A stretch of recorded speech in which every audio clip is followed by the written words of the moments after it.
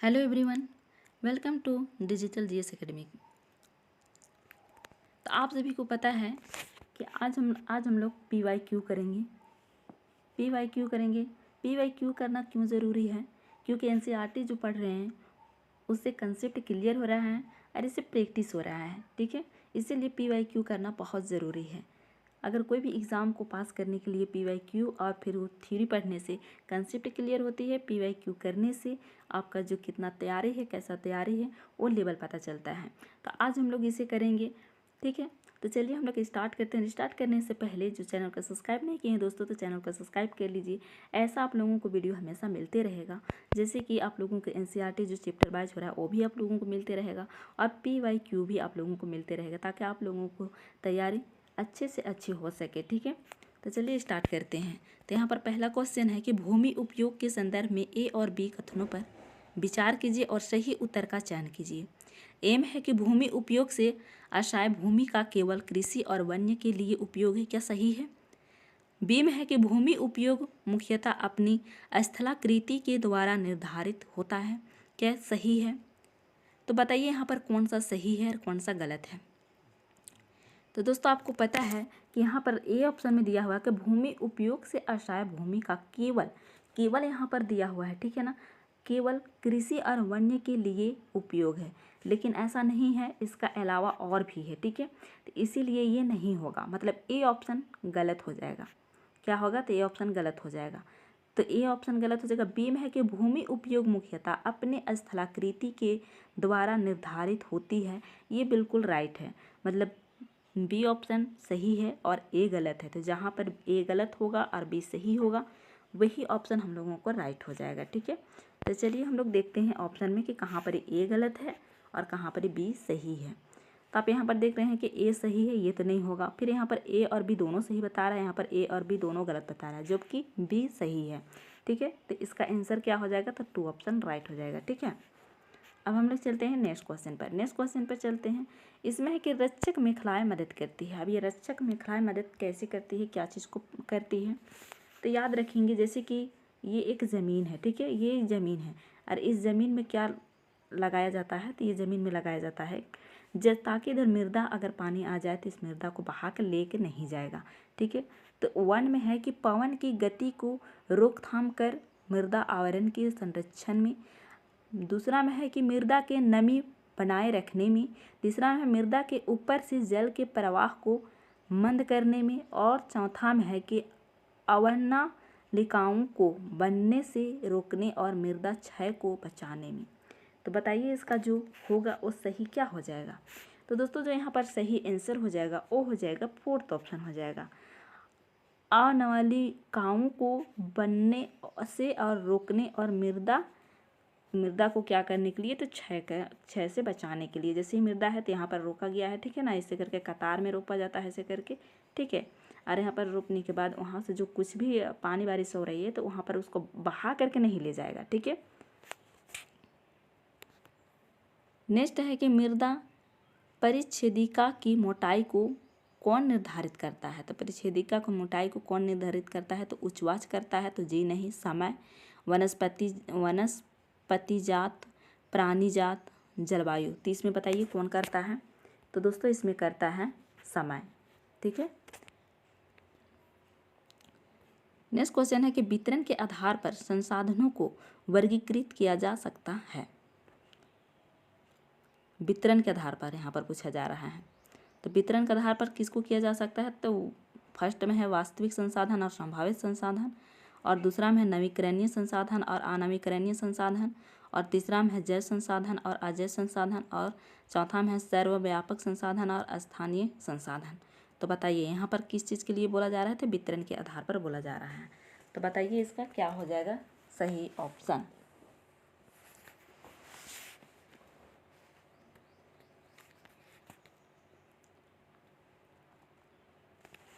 तो दोस्तों इसका जो सही आंसर हो जाएगा वो क्या हो जाएगा? तो वो हो जाएगा फर्स्ट ऑप्शन, वास्तविक संसाधन और संभावित संसाधन।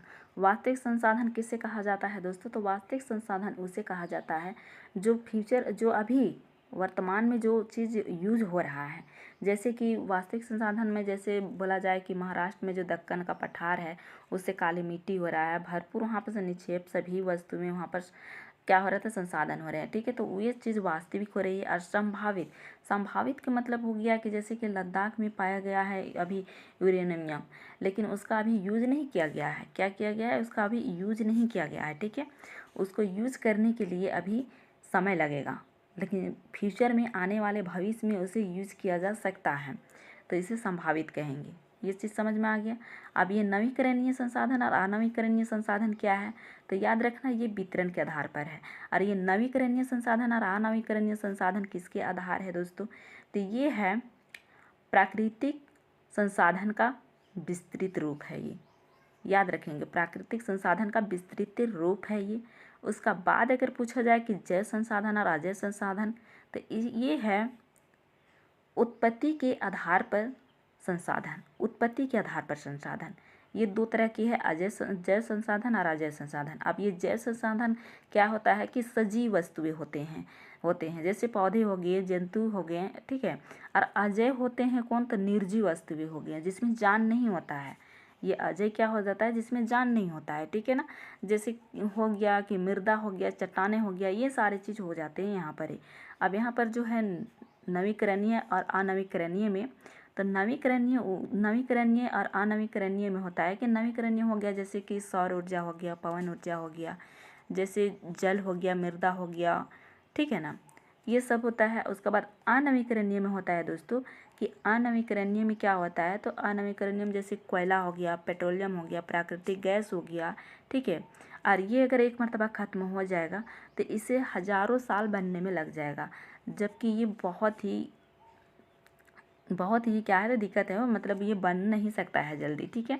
इसका बनने में हज़ारों हज़ार साल हो जाता है, जैसे कि मानव का उम्र से कई ज़्यादा उम्र लग जाता है इसे, ठीक है।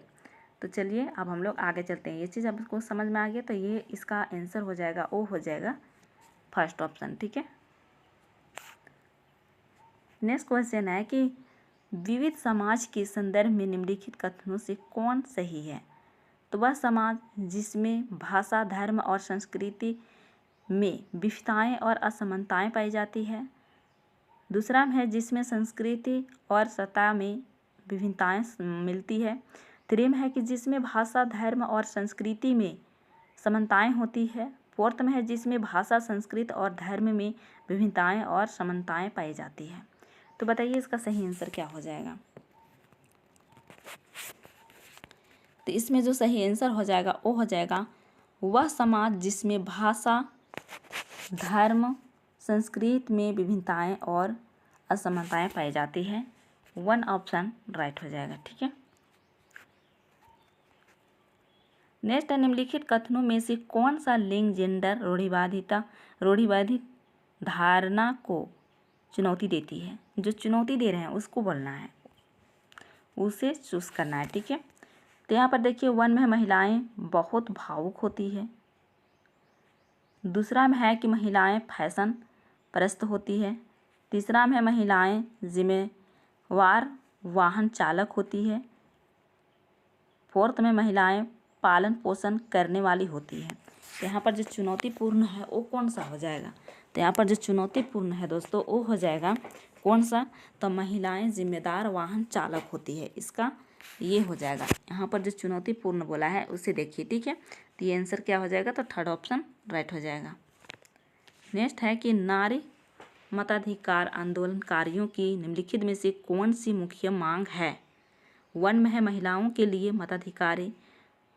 दूसरा में है कि महिलाओं के लिए नौकरशाही भूमिका का अधिकार। तीसरा में है धनी महिलाओं के लिए वयस्क मताधिकार। और फिर चौथा में है कि श्रम वर्ग के लिए वयस्क मताधिकार। तो बताइए यहाँ का जो आंसर होगा वो कौन सा हो जाएगा। तो महिलाओं के लिए मताधिकार हो जाएगा, ये 1 ऑप्शन राइट हो जाएगा, ठीक है। नेक्स्ट है जातकों के विषय में निम्नलिखित कथनों में से कौन सा सही है। इनकी रचना सामान्य लोग द्वारा की गई थी जिन्हें बौद्ध भिक्षुओं द्वारा लिखा गया और उनका संकलन किया गया। इनकी दूसरा है इनकी रचना सामान्य लोगों द्वारा की गई थी जिन्हें जैन साधुओं द्वारा लिखा गया और उनका संकलन किया गया। तीसरा है उनकी रचना बौद्ध भिक्षुओं द्वारा की गई थी जिन्हें सामान्य लोगों द्वारा लिखा गया और उनका संकलन किया गया। फोर्थ में है कि इनकी रचना और जैन साधुओं द्वारा की गई थी जिन्हें सामान्य लोगों द्वारा लिखा गया और उनका संकलन किया गया। तो बताइए इसका जो सही आंसर हो जाएगा वो कौन सा हो जाएगा। इनकी रचना, बताइए इसका जो सही आंसर होगा वो कौन सा हो जाएगा।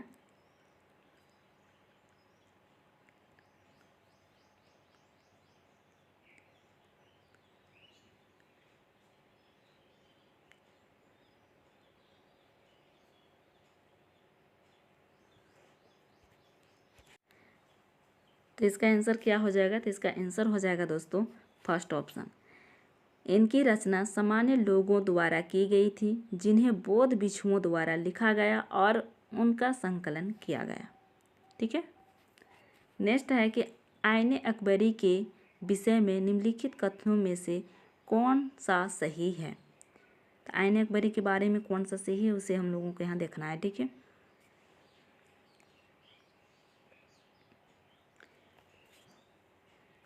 एक में है यह अकबरनामा शीर्षक के अंतर्गत अकबर के शासन के इतिहास के 3 जिल्दों में से पहली जिल्द है। दूसरा में है इसमें अकबर के पूर्वजों और अकबर के शासन की घटनाओं का विवरण दिया गया है। तीसरा में है यह मिर्ज़ा हाकिम द्वारा लिखी गई जो अकबर के दरबारियों में से एक था।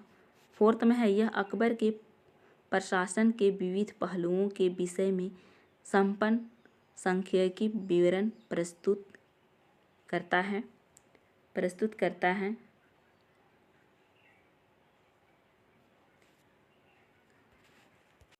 तो बताइए इसमें जो सही हो जाएगा वो कौन सा हो जाएगा। तो दोस्तों ये कौन सा हो जाएगा। तो ये हो जाएगा फोर्थ ऑप्शन। क्या हो जाएगा। तो ये फोर्थ ऑप्शन सही हो जाएगा। ठीक है। ये अकबर जो आईनी अकबरी है ये अकबर का संविधान यानी ये अबुल फजल ने लिखा है। ये मिर्ज़ा हाकिम ने नहीं बल्कि अबुल फजल में लिखा है। तो 3 ऑप्शन ऐसे ही ख़त्म हो गया। उसका अकबर के जो दरबार उसके प्रशासन के बारे में जो चर्चा की गई है और ये 3 खंड में लिखा हुआ है। क्या है। तो 3 खंड में लिखा हुआ है। अंतिम खंड में क्या है। तो अकबरनामा शीर्षक के अंतर्गत ये जिल्द है। ये 3 खंड में है। ठीक है। तो इसका जो आंसर यहाँ पर सही हो जाएगा वो क्या हो जाएगा। तो फोर्थ ऑप्शन इसका सही हो जाएगा। नवरत्न में से एक ये अबुल फजल थे तो इसी ने लिखा था आईने अकबरी। ठीक है। और ये 3 जिल्दों पर है। कितने जिल्दों पर है। तो 3 जिल्दों पर है। चलिए अब हम लोग नेक्स्ट क्वेश्चन पे चलते हैं। नेक्स्ट क्वेश्चन है कि निम्नलिखित में से किसने अपनी कृतियों को भी शामिल करते हुए बाबा गुरु नानक की रचनाओं को गुरुमुखी में संकलित किया। तो बताइए इसका क्या हो जाएगा आंसर।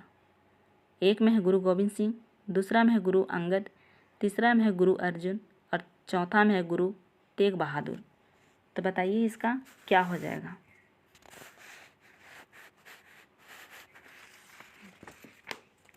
तो इसका क्या हो जाएगा आंसर दोस्तों।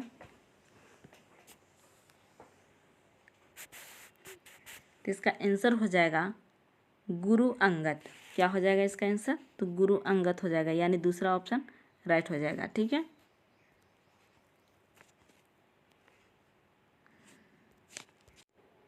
नेक्स्ट क्वेश्चन है ए और बी सूची पर विचार कीजिए। सूची ए में है कि विभिन्न प्रकार के ग्रामीण रोजगार है और सूची बी में है कि विभिन्न प्रकार के ऋण हैं। ये सूची ए है, ये सूची बी है। तो इसे मिलान करना है। तो इसे मिलान कीजिए। ठीक है। तो एम है कृषि श्रमिक। तो कृषि श्रमिक किससे जोड़ी लगेगा दोस्तों। तो ये स्वास्थ्य और बेमौसम उपभोग यानी एक जोड़ी किसका साथ में लगेगा। तो एक जोड़ी लगेगा एक के साथ में। ठीक है। बड़ा किसान तो बड़ा किसान क्या करेगा, तो बड़ा किसान उर्वरक, कीटनाशक, बीज, तो इसका जोड़ी इसके साथ लगेगा, बी की जोड़ी 2 के साथ में लगेगा। मध्यम किसान कृषि संसाधन संयंत्र के लिए सरकारी ऋण, ठीक है। मध्यम किसान क्या करेगा, तो सरकारी ऋण लेगा।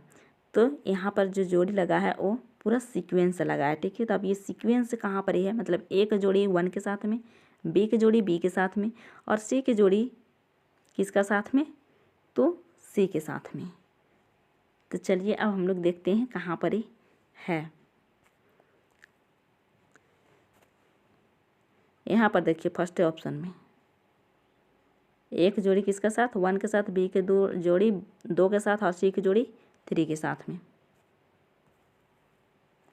नेक्स्ट है दादन व्यवस्था के अंतर्गत बुनकर और सौदागर के बीच निम्नलिखित में से व्यापार का कौन सा रूप है, सही विकल्प का चयन कीजिए।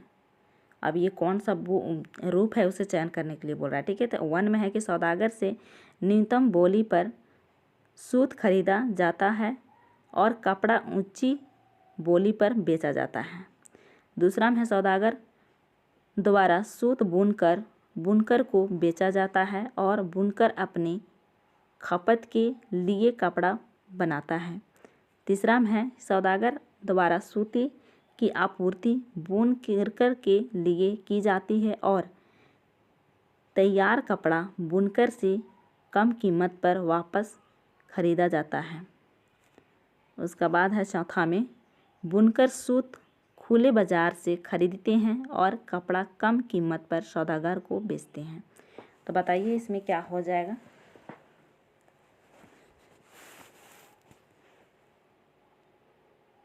तो इसका जो आंसर हो जाएगा वो कौन सा हो जाएगा दोस्तों। तो यहाँ पर देखिए क्या बोला जा रहा है कि जो सौदागर है, सौदागर द्वारा सूत की आपूर्ति बुनकर के लिए की जाती है और तैयार कपड़ा बुनकर से कम कीमत पर वापस खरीदा जाता है।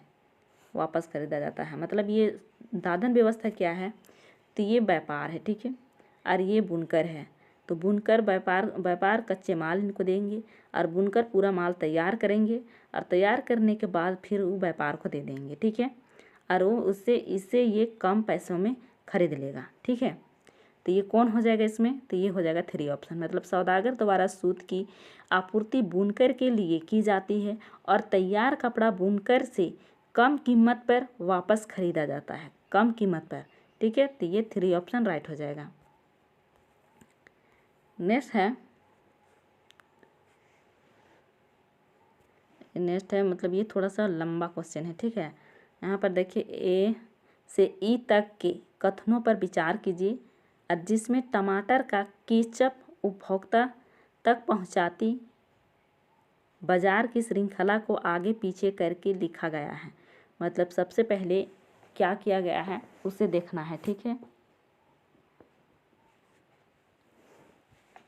तो चलिए देखते हैं एम क्या है। तो सोना पड़ोसी दुकान से टमाटर का केचप ऑर्डर करता है। बीम है किसान टमाटर का बीज स्थानीय व्यापारी से खरीदता है। सीम है थोक विक्रेता व्यापारी सब्जी मंडी में टमाटरों के लिए बोली लगाता है।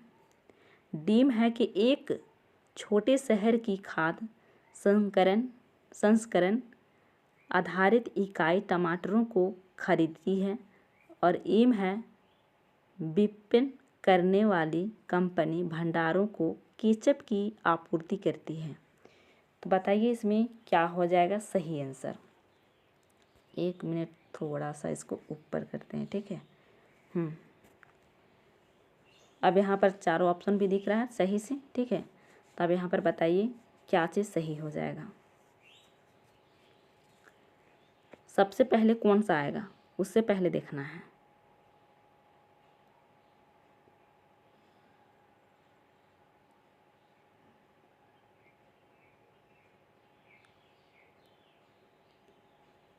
तो सबसे पहले यहाँ पर देखिए कहाँ आएगा। तो किसान टमाटर का बीज स्थानीय व्यापार से खरीदते हैं। सबसे पहले वो बीज खरीदते हैं, तो सबसे पहले बी आएगा। क्या आएगा, तो सबसे पहले बी आएगा, ठीक है। तो बी आएगा। तो यहाँ पर देखिए सी में बी नहीं है तो ये नहीं होगा, फिर फोर्थ में बी नहीं है शुरू में तो ये नहीं होगा, यानी 1 और 2 दोनों में से में किसी एक होगा। आप पहले अब इसे देखिए कि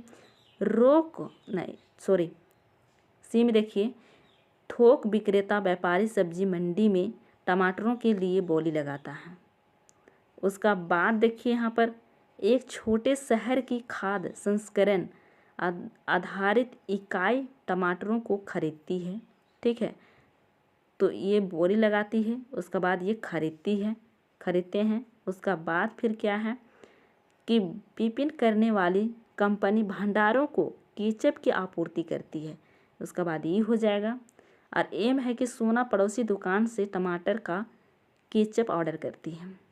उस सबसे पीछे ए हो जाएगा। तो ए यहाँ पर भी है और ए यहाँ पर है, लेकिन यहाँ पर ई नहीं है और जबकि यहाँ पर ई है, ठीक है। ए से पहले ई आना चाहिए, ठीक है। तो यानी ये हो जाएगा फर्स्ट ऑप्शन। नेक्स्ट क्वेश्चन है कि कोई व्यक्ति जिला जज के न्यायालय द्वारा दिए गए फैसले से असंतुष्ट हुआ है तो अपील प्रणाली के अनुसार वह निम्नलिखित न्यायालयों में से किसमें अपील कर सकता है। तो किसमें अपील कर सकता है दोस्तों? तो यहाँ पर 1 में है सत्र न्यायालय में, बी में है उच्च न्यायालय में, सी में है उच्चतम न्यायालय में और सी में है उच्च न्यायालय में और फोर्थ में है जांच न्यायालय में।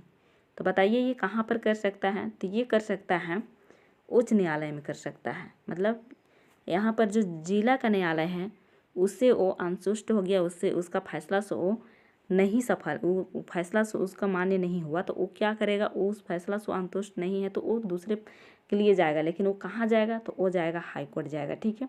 तो हाई कोर्ट में जा कर के वो फिर से कहेगा कि हम इसे अपील कर सकते हैं, इससे फिर वो आगे बढ़ाएगा, ठीक है। तो ये तीसरा ऑप्शन हो जाएगा, ठीक है। नेक्स्ट क्वेश्चन है भारतीय संसद पर दिए गए ए और बी कथनों पर विचार कीजिए। एम है कोई भी राजनीतिक दल जिसके पास लोकसभा में कितने भी संसदीय सदस्य हो वह सरकार बना सकती है। तो जी नहीं, ये नहीं बना सकती है। बी में है लोकसभा, राज्यसभा और राष्ट्रपति संसद के अंग है। बिल्कुल ये संसद के अंग है। ये तीनों क्या चीज़ है? तो संसद के अंग है। ये तीनों के बिना संसद अधूरी है, ठीक है। तो देखिए यहाँ पर ए गलत हो जाएगा और बी सही हो जाएगा। तो कहाँ पर ही है? तो यहाँ पर देखिए बी सही हो जाएगा, ठीक है। नेक्स्ट क्वेश्चन है नीचे दिए गए कथन का पठन कीजिए और सत्ता के दुरुपयोग की रोकथाम के लिए भारतीय राज्य कई नियंत्रण और संतुलन रखता है। ऊपर दिए गए कथन में भारतीय राज्य के अर्थ को प्रदर्शित करने वाले सही विकल्प का चयन कीजिए। 1 में है कि भारतीय केंद्रीय सरकार और 2 में है भारतीय अधिकारी तंत्र और 3 में है कोई भी राज्य सरकार और 4था में है कि भारतीय राजनीतिक व्यवस्था। तो बताइए इसमें जो सही आंसर हो जाएगा वो कौन सा हो जाएगा?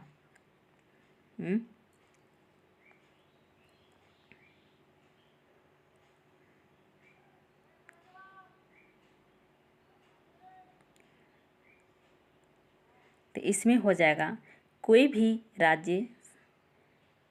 इसमें हो जाएगा भारतीय अधिकारी तंत्र। क्या हो जाएगा? भारतीय अधिकारी तंत्र, दूसरा ऑप्शन राइट हो जाएगा, ठीक है। तो दोस्तों आज का वीडियो में इतना ही। अगर वीडियो अच्छा लगा हो तो लाइक शेयर और कमेंट करके ज़रूर बताइएगा, ठीक है। और चैनल को जो सब्सक्राइब नहीं किया है चैनल को सब्सक्राइब कर लीजिए। आप लोगों को ऐसा वीडियो हमेशा मिलते रहेगा। PYQ भी और फिर NCERT का जो थ्योरी सेशन स्टार्ट हुआ है वो भी आप लोगों को हमेशा मिलते रहेगा। एग्ज़ाम से पहले आप लोगों को सारे NCERT का एक एक चैप्टर अपलोड हो जाएगा यूट्यूब पर और प्ले लिस्ट बना हुआ है, जाकर वहाँ पर आप लोग सीक्वेंस से क्लास देख सकते हैं, ठीक है। फिर मिलते हैं नेक्स्ट वीडियो में, तब तक के लिए अच्छा से रहिए।